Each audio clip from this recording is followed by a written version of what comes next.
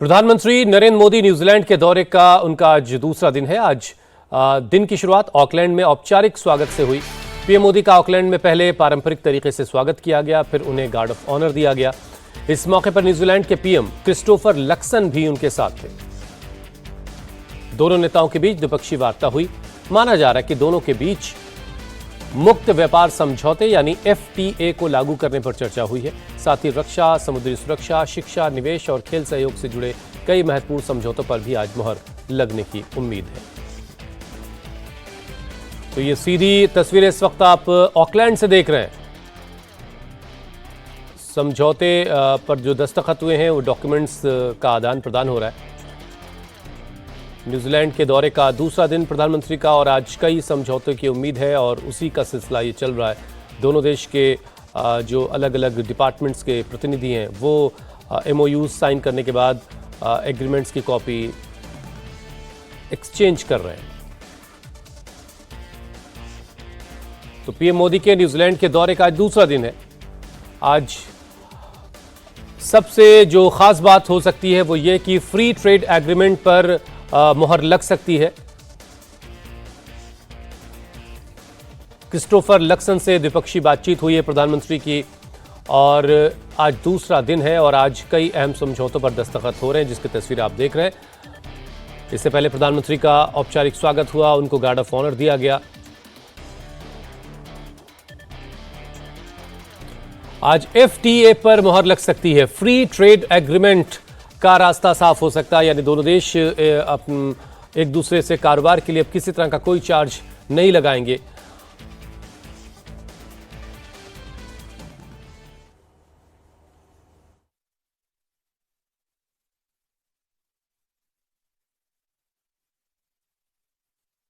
Excellency, आपके मित्रता भरे शब्दों के लिए मैं आपका बहुत बहुत आभार व्यक्त करता हूं। कल रात्रि को आपका एयरपोर्ट पे आना ये अपने आप में बहुत बड़ा जेस्चर है और मेरी तरफ से मैं विशेष रूप से आपका आभार व्यक्त करता हूं।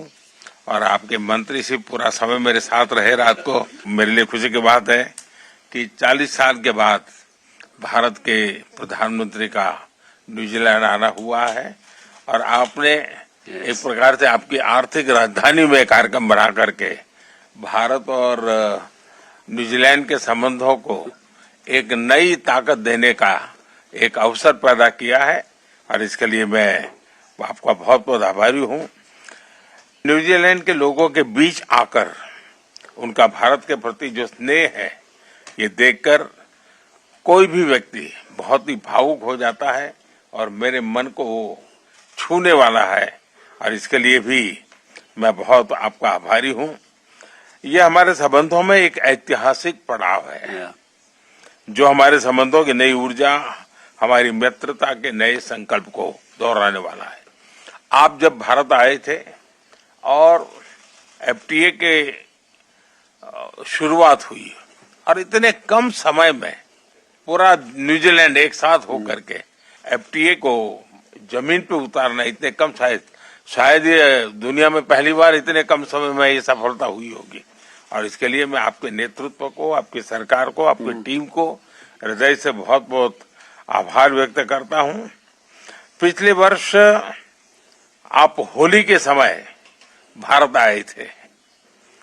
आपकी यात्रा ने हमारे संबंधों में भी नए रंग भर दिए थे क्योंकि होली के रंग की अपनी एक अहमियत होती है। और अब खबर मध्य प्रदेश के दतिया से है, जहां MP के पूर्व गृह मंत्री बीजेपी नेता नरोत्तम मिश्रा का टिकट कटने पर बवाल बढ़ता जा रहा है। गुस्साए समर्थकों ने पूरी रात हंगामा किया। NH-44 झांसी दिल्ली हाईवे बंद कर दिया गया और जब पुलिस ने लोगों को समझा के हटाने की कोशिश की तो गुस्साए नरोत्तम मिश्रा के समर्थकों ने पुलिस पर पथराव कर दिया, जिसमें कई पुलिस वाले जख्मी हुए। हालात को काबू में करने के लिए पुलिस ने आंसू गैस के गोलों का इस्तेमाल किया। मौके पर अतिरिक्त पुलिस बल बुलाना पड़ा। प्रदर्शनकारी बीजेपी के कार्यालय पर मौजूद हैं और उन्हें पुलिस लगातार समझाने की कोशिश कर रही है।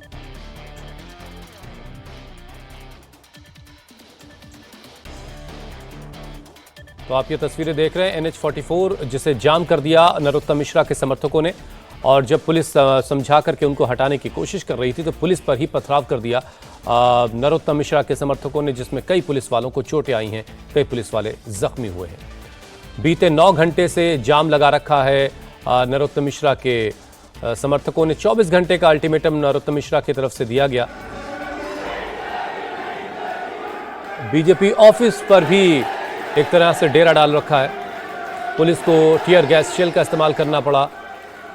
बीते 9 घंटे से जाम है NH-44 और समर्थकों की तरफ से 24 घंटे का अल्टीमेटम दिया गया है। जो टिकट देने का फैसला लिया है बीजेपी आलाकमान ने, उसमें बदलाव की एक तरीके से मांग नरोत्तम मिश्रा के समर्थक कर रहे हैं।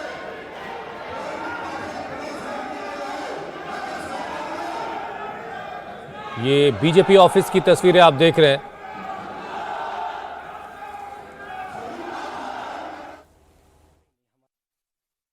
अब सड़कों पर आ गई है और वजह रही बीजेपी के कद्दावर नेता और पूर्व गृह मंत्री नरोत्तम मिश्रा का टिकट कटना। और तस्वीरें इस वक्त आप दतिया की देख सकते हैं, जहां पर पथराव जारी है। इंडिया टीवी की टीम जैसे ही ग्राउंड जीरो पर पहुंची है, यहां पर लगातार पथराव चल रहा है पुलिस पर। अगर आप देखें तो पुलिस कर्मी नाराजगी दिखाते हुए आ रहे हैं और यहां पर अभी कुछ ही देर पहले आंसू गैस के गोले चलाए गए। तस्वीरें देखिए, नेशनल हाईवे की ये तस्वीरें इंडिया टीवी आपको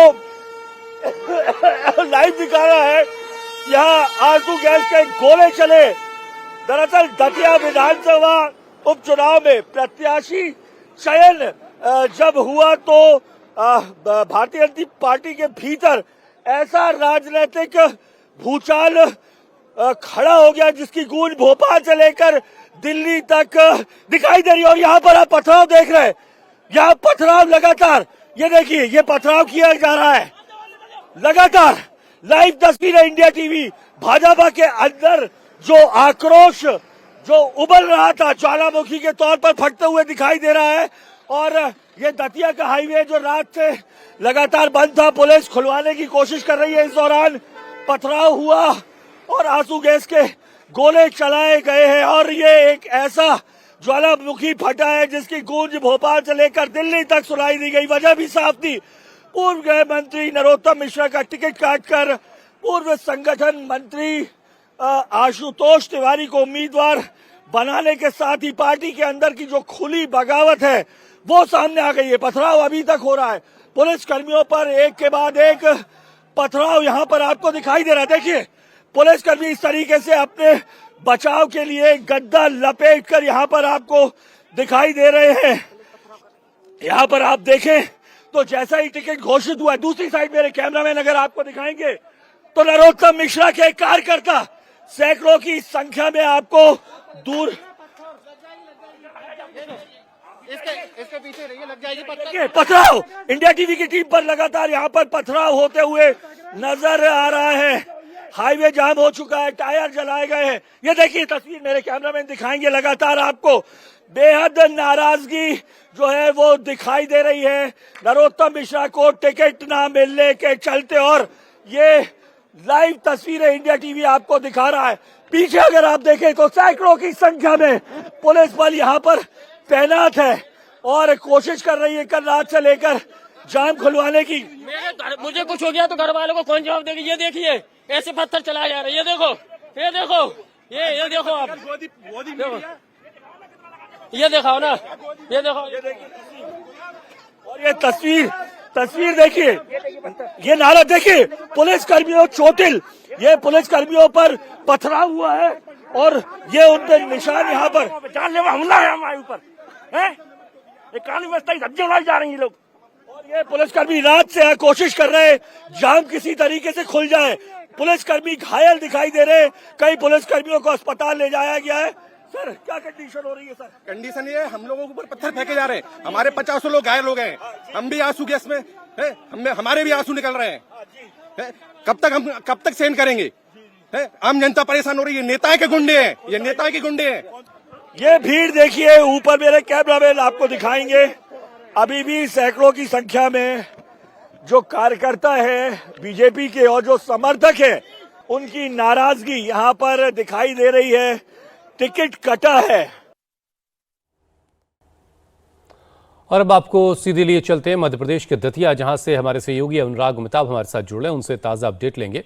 अनुराग, ताज़ा सूरत हाल क्या है? क्या अब जो प्रदर्शनकारी थे, जो नरोत्तम मिश्रा के समर्थक थे, वो मौके से हट चुके हैं? रास्ता दोबारा खोल दिया गया है?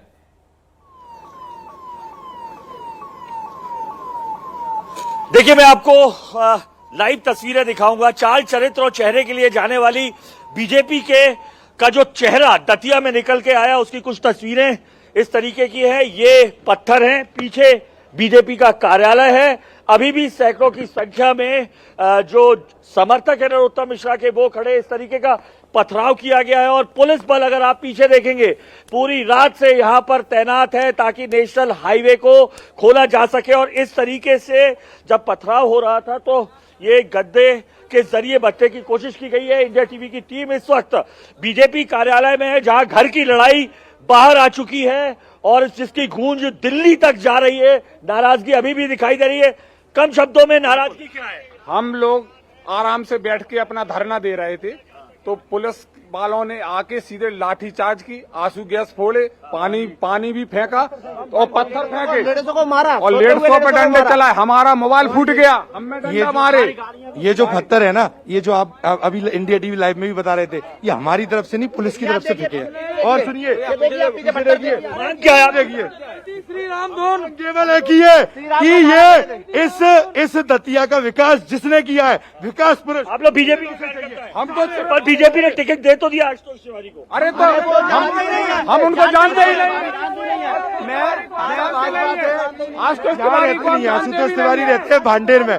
ये जो जगह है, ये नरोत्तम डाला की जगह है। हमारा नेता नरोत्तम। कब तक ऐसे कब्जा करके रखे रहोगे बीजेपी का? जब तक हमारे नेता को टिकट नहीं मिलेगा, जब तक हम साथ तक नहीं लड़ते रहे। देख सकते हैं, बंधक बना लिया गया है बीजेपी कार्यालय को। ये कहा जाए तो गलत नहीं होगा। और ये तस्वीर अमूमन भाजपा में दिखाई नहीं देती है। चाल चरित्र चेहरे के लिए जानी जाती है, लेकिन यहां पर बीजेपी का जो चेहरा नजर आ रहा है, वो हकीकत दिल्ली तक कुछ और पहुंचा रहा है। नेशनल हाईवे जैम किया गया। कलेक्टर और एसपी लगातार मौजूद हैं। मैं एक बार फिर से दृश्य दिखा दूं। पूरा रोड पे देखिए, पूरी रोड पे तोड़फोड़ के निशान दिखाई दे रहे हैं। रेलिंग्स यहां पर टूटी पड़ी है, गाड़ियां फूटी पड़ी हैं।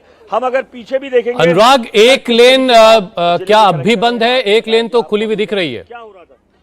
लगभग 3000 से ज्यादा हुड़दंगियों ने कल एक कोशिश की थी कि पूरे दतिया जिले में जगह जगह बाजारें जबरदस्ती बंद कराने के लिए, और ये जो नेशनल हाईवे है उसको जाम कराने की पूरी कोशिश। अभी एक लेन खुली हुई दिखाई दे रही है मुझे, मतलब अब खुल गया। ये अभी खोली गई है। इससे पहले ये पूरा का पूरा नेशनल हाईवे जाम था ग्वालियर तक के लिए, और इसमें लगभग 3000 से ज्यादा हुड़दंगे थे। इस जाम के कारण बहुत समस्या आ रही थी। जाम के कारण जो सीमावर्ती जिले हैं उनको भी बहुत समस्या आ रही थी, और जो महिला हैं, जो बच्चे हैं, वो भी जाम में बहुत लंबे समय से फंसे हुए थे, जिसकी वजह से पुलिस प्रशासन को कहाँ गाड़ियां तोड़ी गई हैं हम देखें कि वो यहाँ पे ये टूटी हुई यहाँ पर इन्होंने जब लगातार इनको पूरे टाइम पर इनको समझाइश दी गई।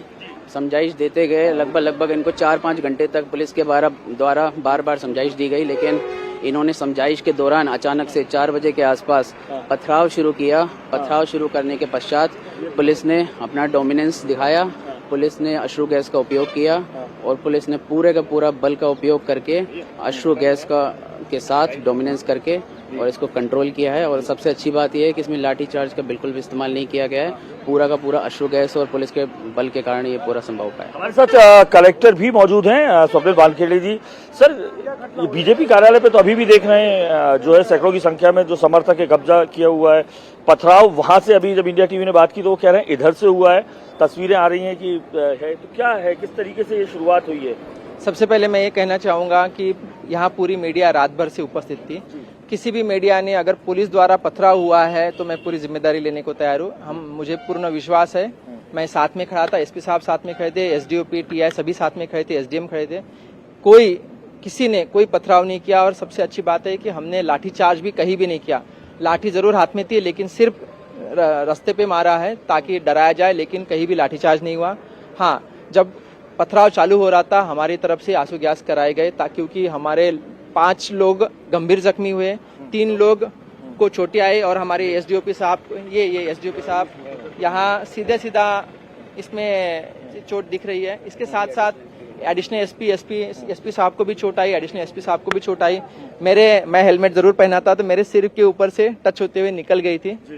लेकिन बात एक सवाल बड़ा ये हो जाता है, ये 9 घंटे से आप लोग बता रहे हैं कि ये बंधक बनाए रखा है, पूरा बीजेपी कार्यालय को बंधक बनाए रखा है, तो अब पथराव आप कह रहे हैं वहां से भी हो रहा है, अब स्थिति कब तक ऐसी रहेगी? हालांकि नेशनल हाईवे तो खुला दिया है, ये तो बंधक बना लिया गया है एक तरीके से। अगर देखें तो कैसे ये समन्वय हो पा रहा है, बातचीत हो पा रही है आप लोग? शासन ने, प्रशासन ने कोई भी बंधक नहीं बनाया है। नहीं, बंधक उन्होंने, ये जो कार्यकर्ता है उन्होंने बंद करके रखा, वहीं से हमने तस्वीरें भी देखी, छत से भी पथराव हो रहा था, तो ये स्थिति कब तक चलेगी? ये तो मैं इसमें बताना चाहूंगा कि हम लोगों ने उनसे निवेदन किया है कि अगर एक व्यक्ति या दो व्यक्ति निकलते हैं तो आप अपने घर चले जा सकते हैं, कोई भी गिरफ्तारी नहीं होगी, कोई कुछ नहीं होगा, वो चले जाए। हम शांति चाहते हैं। प्रतिबंधात्मक धाराएं वगैरह लगाई गई हैं कोई? अभी तक हमने कोई धारा नहीं लगाई गई और हम नहीं लगाना चाहते, क्योंकि हम तभी धारा लगाएंगे अगर यहाँ हमारे अब वीडियो में हम देखा जाएगा जिसके द्वारा अगर मारा गया वो प्रूव होता है तो किसी व्यक्ति पे ही धारा लगाएंगे। लेकिन हम लोग अभी भी उनसे ये रिक्वेस्ट कर रहे हैं कि आप दो होके चले जाएंगे तो भी हमें दिक्कत नहीं है, लेकिन उनका ये कहना है कि हम लोग साथ में रहेंगे और फिर से वही स्थिति ना बने, इसलिए हम लोग भी यहाँ पूरी पुलिस फोर्स तैनात है। एक बात और कहना चाहूंगा, हमने पीछे पुलिस फोर्स नहीं लगाया, पीछे से भी वो धीरे धीरे करके जा सकते, अभी भी पीछे का रास्ता खुला है जाना चाहते हैं तो, लेकिन शांति का रास्ता हम चाहते हैं। तो तस्वीरें, कलेक्टर एसपी मौजूद हैं, शांति के रास्ते की बात हो रही है, लेकिन जो तस्वीरें हैं वो कुछ और ही हकीकत बयां कर रही हैं। अगर चारों तरफ आप देखेंगे इस नेशनल हाईवे पे इस तरीके के दृश्य दिखाई देंगे, ये कांच के टुकड़े जगह जगह पड़े हुए हैं, ये आप ये देखिए, पूरी सड़क जो है इस वक्त पत्थरों से आलूदा है, कहा जाए तो गलत नहीं होगा। या इंडिया टीवी की टीम जब ग्राउंड जीरो पर पहुंची थी यहाँ पर, तब भी पथराव चल रहा था। पुलिसकर्मी जो थे इस तरीके के जो गद्दे थे उनके जरिए अपने आप को बचाव की कोशिश यहाँ पर कर रही थी।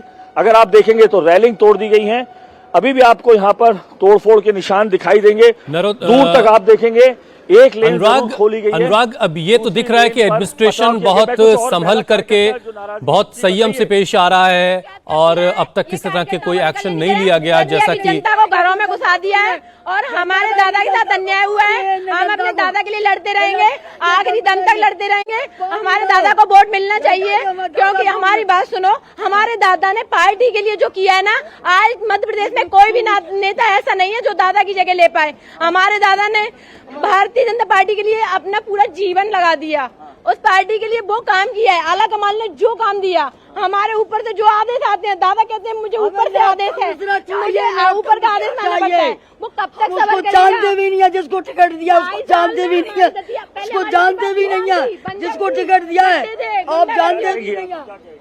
आज हमारे साथ जो अत्याचार प्रशासन कर रहा है, ये शासन कर रहा है, हम सारी महिलाओं पे इन्हें लाठियां बरसाई, हम पे इन्हें गोले, आग के गोले चलाए, हमारे और कई लोग तो हमारे कार्यकर्ता हॉस्पिटल में भर्ती हो गए।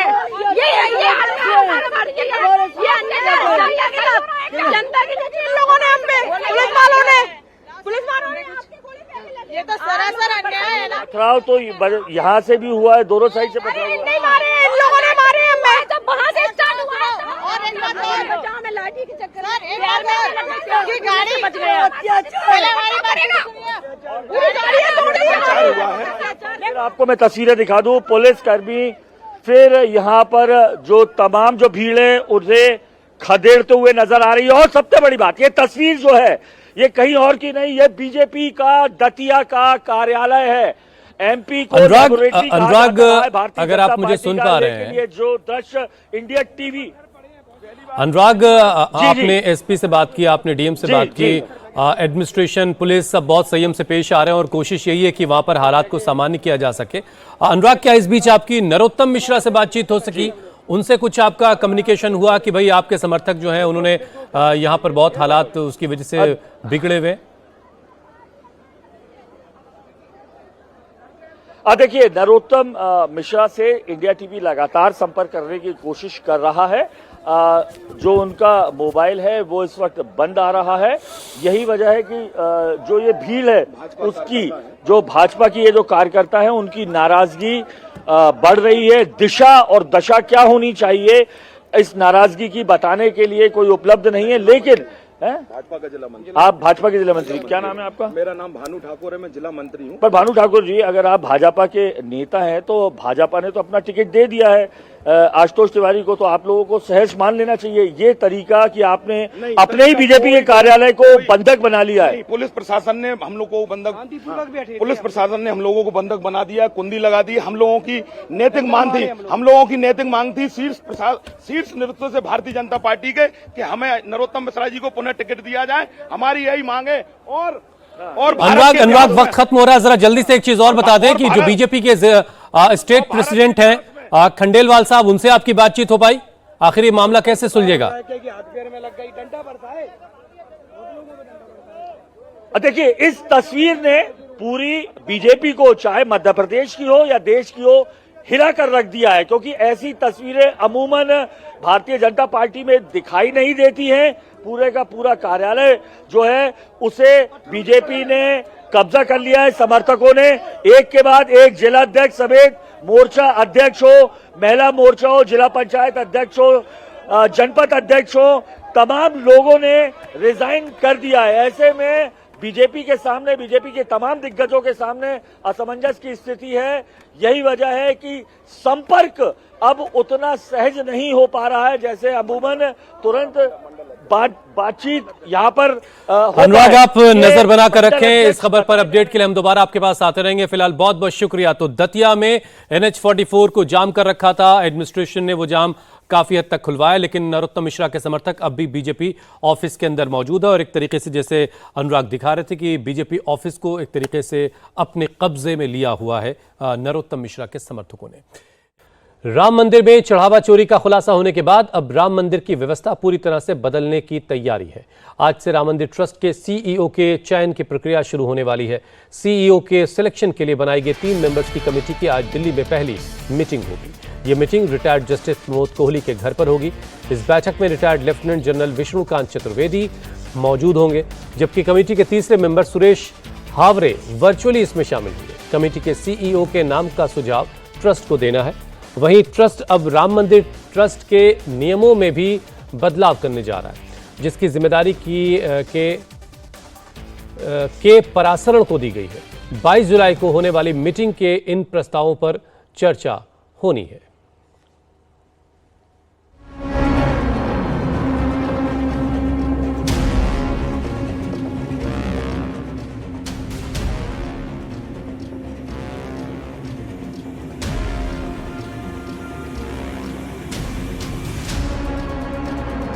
राम मंदिर में चढ़ावा चोरी के खुलासे के बाद अब राम मंदिर के सिस्टम मैनेजमेंट में बदलाव होने जा रहा है। मंदिर के सभी कामकाज को सही से चलाने के लिए ट्रस्ट एक CEO की नियुक्ति करने जा रहा है। राम मंदिर ट्रस्ट की अगली मीटिंग 22 जुलाई को है, लेकिन ट्रस्ट में CEO नियुक्त करने की प्रक्रिया आज से ही शुरू हो रही है। CEO के सिलेक्शन के लिए बनाई गई 3 मेंबर्स की कमेटी आज दिल्ली में पहली मीटिंग करेगी। ये meeting retired justice Pramod Kohli के घर पर होगी। बैठक में retired lieutenant general Vishnukant Chaturvedi मौजूद रहेंगे, जबकि कमेटी के तीसरे मेंबर सुरेश हावरे वर्चुअली जुड़ेंगे। कमेटी को CEO के नाम का सुझाव ट्रस्ट को देना है।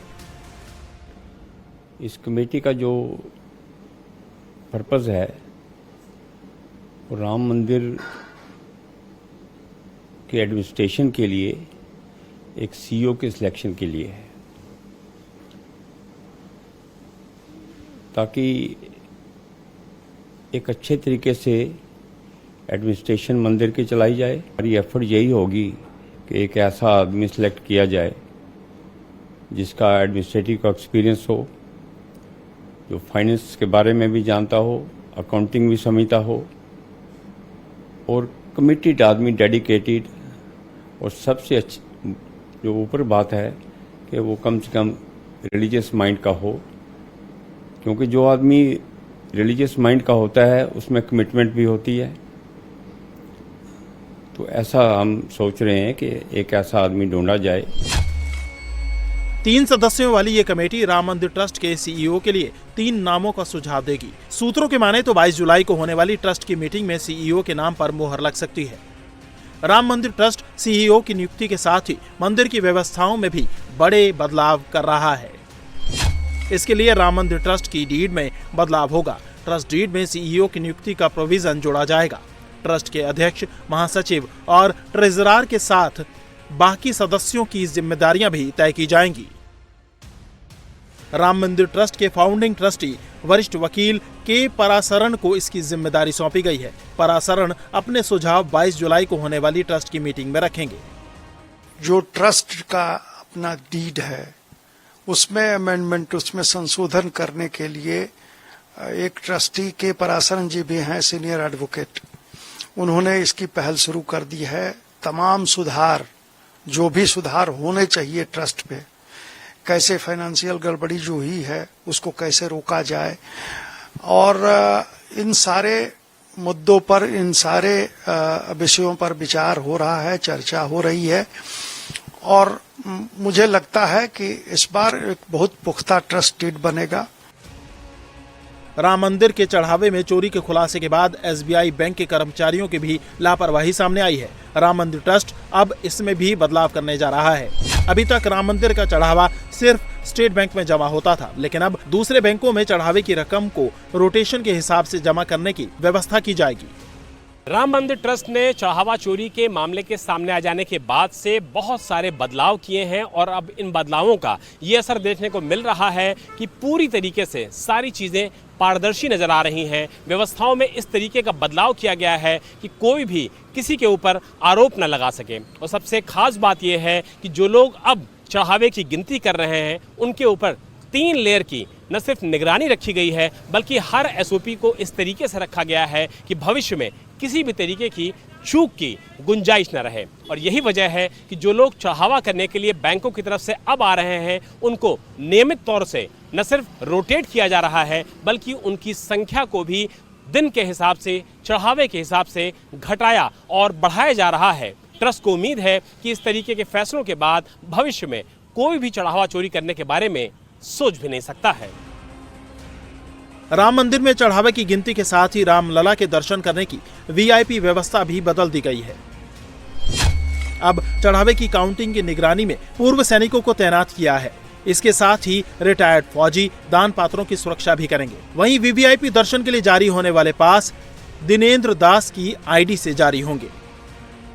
राम मंदिर में व्यवस्थाओं के बदलने के साथ ही राम मंदिर के बचे हुए निर्माण कार्य में तेजी आ गई है। शुक्रवार को निर्माण समिति के चेयरमैन नृपेंद्र मिश्रा ने राम जन्मभूमि परिसर में निर्माणाधीन परियोजनाओं का निरीक्षण किया। इस दौरान उन्होंने मंदिर के प्रवेश द्वार, परकोटा क्षेत्र और यात्री सुविधाओं का जायजा लिया। निरीक्षण के बाद नृपेंद्र मिश्र ने मंदिर पदाधिकारियों और कार्यदायी संस्थाओं के इंजीनियरों के साथ बैठक की।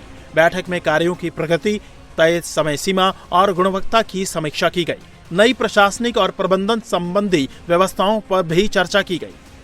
वहीं दूसरी तरफ राम मंदिर में चढ़ावा चोरी के बाद सियासत भी जोरदार हो रही है। विपक्ष योगी सरकार को घेरने में लगा है तो CM योगी भी विपक्ष की पोल पट्टी खोल रहे हैं। शुक्रवार को योगी एक बार फिर अयोध्या में थे। इस दौरान उन्होंने समाजवादी पार्टी पर निशाना साधते हुए चैलेंज किया कि हनुमानगढ़ी की सीढ़ियों पर नमाज पढ़वाने वाले क्या जामा मस्जिद की सीढ़ियों पर हनुमान चालीसा पाठ करवाएंगे। जो ये लोग आस्था की बात करते हैं, याद करो ना, इन्होंने तो हमारी पवित्र हनुमानगढ़ी में इन्होंने तो वहां नमाज भी पढ़वाने का काम किया था। आप सोचो, कल्पना करिए, क्या कोई जामा मस्जिद में कभी हनुमान चालीसा का पाठ कर पाएगा? क्या सरकारें करवा पाएंगी? क्या समाजवादी पार्टी और कांग्रेस करवा पाएगी? अगर नहीं करा पाएगी तो ये पाप क्यों करवाया गया था? अयोध्या में हनुमानगढ़ी की सीढ़ियों पर नमाज पढ़वाने का पाप क्यों करवाया गया था? साल 2003 में यूपी में मुलायम सिंह यादव की सरकार थी। उस समय हनुमानगढ़ी के महंत ज्ञानदास थे। महंत ज्ञानदास ने अपने घर पर इफ्तार पार्टी दी थी। समाजवादी पार्टी के मुस्लिम नेता इफ्तार में शामिल होने पहुंचे थे। ज्ञानदास का घर हनुमानगढ़ी के बगल में था। नमाज के लिए ज्ञानदास के घर के बाहर की सीढ़ियों पर भी चटाइयां बिछ गई, लेकिन पुलिस ने सख्ती दिखाई और हनुमानगढ़ी की सीढ़ियों पर नमाज नहीं होने दी। CM योगी के आरोप पर अखिलेश यादव ने तो कुछ नहीं बोला, लेकिन उनकी पार्टी के नेता रामजी लाल सुमन ने कहा कि उस वक्त समाजवादी पार्टी को जो ठीक लगा वो किया। अब बीजेपी वाले समाजवादी पार्टी को सिखाने की कोशिश न करें। सीएम इसमें ये कह रहे हैं कि हम कार्रवाई कर रहे हैं, राम मंदिर को मानने वाले लोग हैं। समाजवादी पार्टी तो कभी ये नहीं करती थी, बल्कि हनुमानगढ़ी में नमाज पढ़वा देती थी सीढ़ियों पर। ये तमाम आरोप आप पर लगा रहे कि धर्म, हमने कहा नमाज पढ़वाई, कहाँ पूजा की, ये काम समाजवादी पार्टी का है। पुराने गड़े मुद्दों को उखाड़ने से कोई फायदा नहीं है। हम जब सरकार में थे तो हमको जो उचित लगा हमने किया। आज सरकार में आप हैं तो मेहरबानी करके जो आपको अच्छा लग रहा है आप कर रहे हैं, हमारे ऊपर छोड़ दीजिए समाजवादी पार्टी का संचालन कैसे करना है। हमें योगी आदित्यनाथ की राय की आवश्यकता नहीं है। चढ़ावा चोरी का खुलासा होने के बाद राम मंदिर में सिस्टम ठीक किया जा रहा है। राम भक्तों की आस्था फिर से मजबूत करने की कोशिशें हो रही हैं, लेकिन चढ़ावा चोरी पर शुरू हुई सियासत विधानसभा चुनाव से पहले खत्म होने वाली नहीं है। और अब बात करते हैं मॉनसून की, जहां पर कई राज्य में बाढ़, बारिश और लैंडस्लाइड मुसीबत बन चुकी है। जम्मू कश्मीर से लेकर के दिल्ली और उत्तर प्रदेश में बारिश जानलेवा हो चुकी है। कुछ जगहों पर सड़कें पूरी तरह से धंस चुकी हैं, तो कई निचले इलाके जो पूरी तरह से जलमग्न हो चुके हैं और प्रशासन राहत बचाव कार्य में जुटा है। इन सब के बीच मौसम विभाग ने आज भी इस राज्य में भारी बारिश का अलर्ट भी जारी कर दिया है। भारी बारिश के साथ आंधी तूफान का भी अलर्ट है। ऐसे में लोगों को सावधान रहने के लिए कह दिया गया है।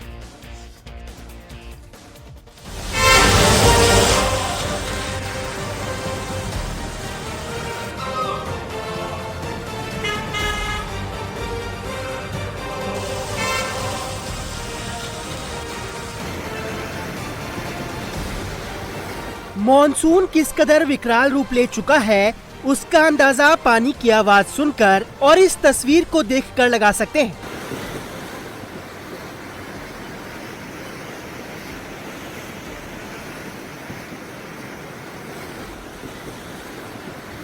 जम्मू कश्मीर में लगातार बारिश हो रही है। मेंढर जिले में बारिश ने आफत बढ़ाई हुई है, जहां भारी बारिश की वजह से अचानक आई बाढ़ ने मेंढर के अरी गांव को जलमग्न कर दिया। खेत, खलिहान, सड़कें और घर सब पानी में डूब गए, जिसके बाद जम्मू कश्मीर पुलिस ने बाढ़ प्रभावित इलाके से 25 लोगों को रेस्क्यू किया।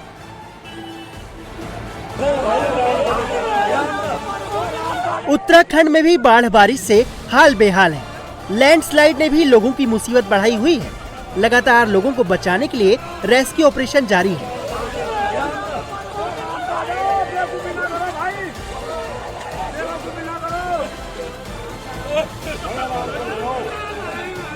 पहाड़ी राज्यों के साथ साथ मैदानी इलाकों में भी आफत की बारिश हो रही है। कई राज्यों में तो ये जानलेवा हो चुकी है।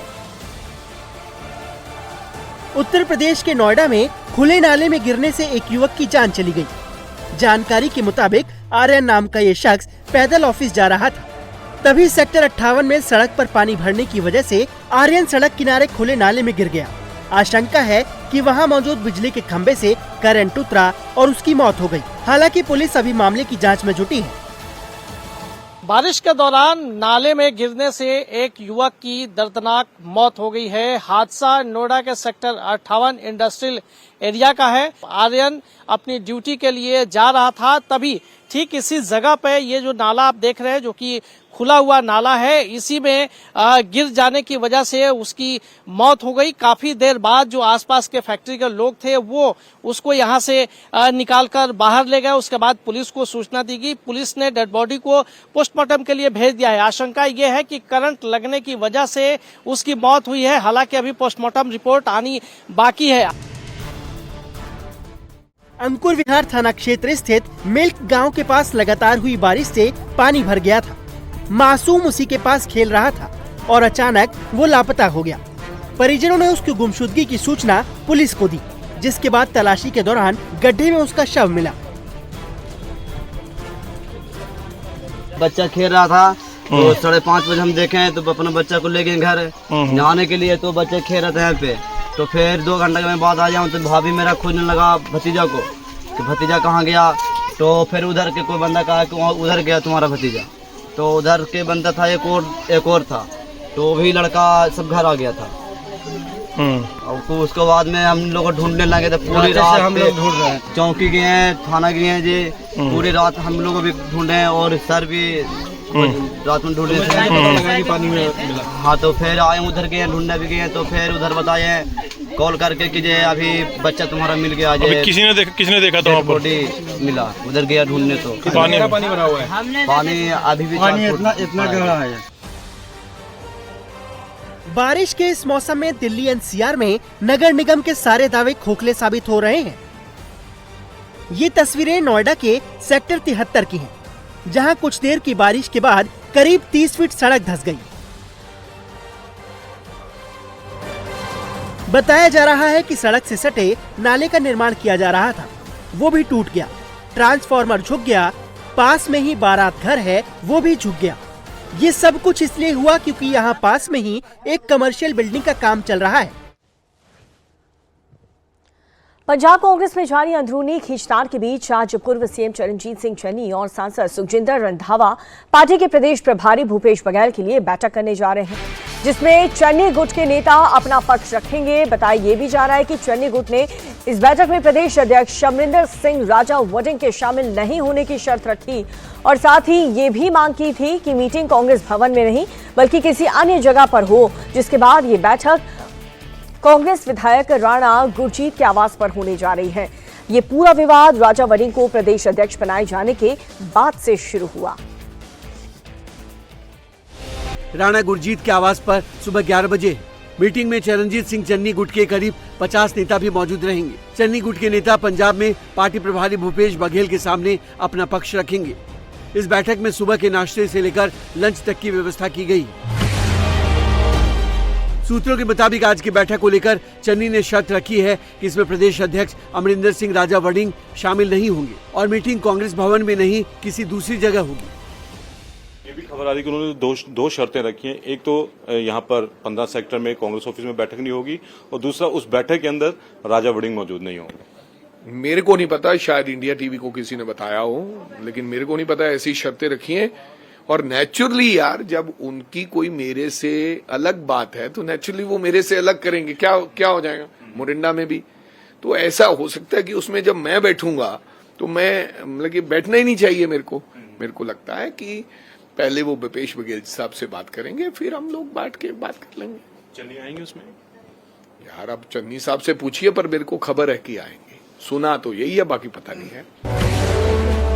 दरअसल पंजाब कांग्रेस में ये कलह तब शुरू हुई जब 1 जुलाई को कांग्रेस आलाकमान ने संगठनात्मक सूची जारी की थी, जिसमें राजा वडिंग को प्रदेश अध्यक्ष और पूर्व सीएम चरणजीत चन्नी को कैंपेन कमेटी का चेयरमैन बनाया गया। उस सूची पर चन्नी गुट ने आपत्ति जताते हुए राजा वडिंग के नेतृत्व पर सवाल उठाए और मांग की कि चन्नी को प्रदेश अध्यक्ष बनाया जाए।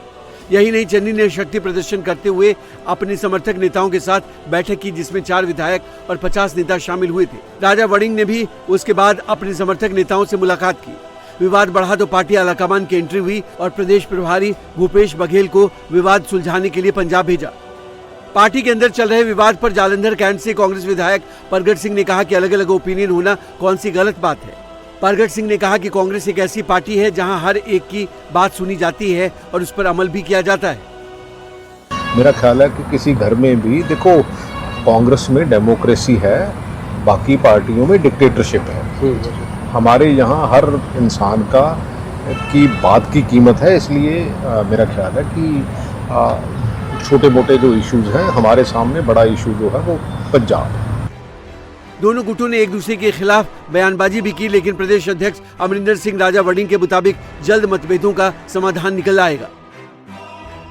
ये इस बात का राजा वडिंग जी को उनको कहना, भाई मैं तो तेरे साथ कभी रूठा ही नहीं, तेरे साथ तो एक ही था रंधावा, ये अपने में देख के रंधावा क्यों रूठ गया।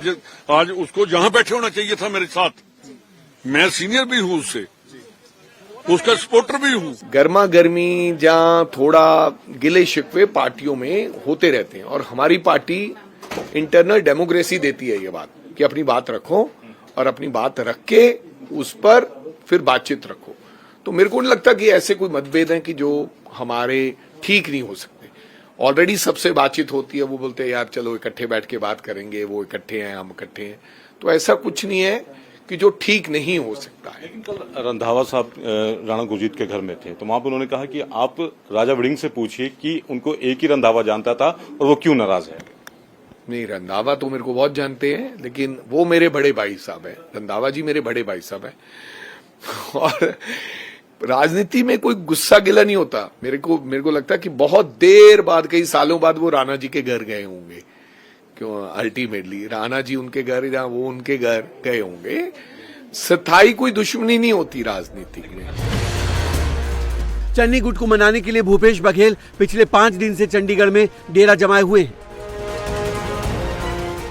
अलग अलग कई नेताओं से उन्होंने बात की है और आज बघेल चन्नी गुट के साथ मीटिंग करने जा रहे हैं, जिस पर सबकी नजरें टिकी हैं।